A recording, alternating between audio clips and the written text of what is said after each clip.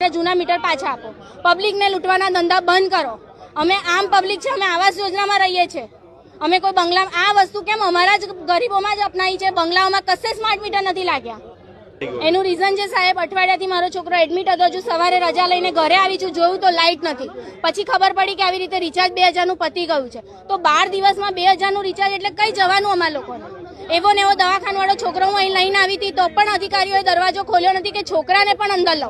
તો આટલા બધા તમે લોકો શું નિર્દય છો? છોકરા માટે બી દરવાજો ખોલવા તૈયાર નતા।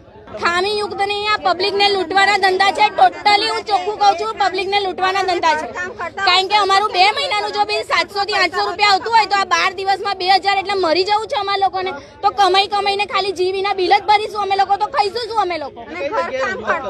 અમે લોકો જીવી સુભાનપુરામાં આવ્યા છે અત્યારે, અમારા ત્યાં ઘણી પબ્લિક તો એવી છે કે જેમની પાસે સ્માર્ટફોન નથી, આવા ફોન છે આ બેન પાસે, હવે એકલા લેડી છે। જે સ્માર્ટ મીટરનો એને સાથ સહકાર આપો, પબ્લિક માટે જ છે। આનો ફાયદો એ છે કે તમે રોજનો વપરાશ શું છે એ તમે જાણી શકશો અને તમે પોતાનો વીજ કાપ મૂકી શકો છો કે ભાઈ મારો બહુ વપરાશ થઈ રહ્યું છે તો મારે શું જરૂર છે, મારે ત્યાં કોઈ ફોલ્ટ છે, હે ને? આ એવું કશું જ નથી કે સ્માર્ટ મીટર લાગવાથી તમને વધારે બિલ આવશે, જે તમારું આવતું હતું એ પ્રમાણે જ આવશે।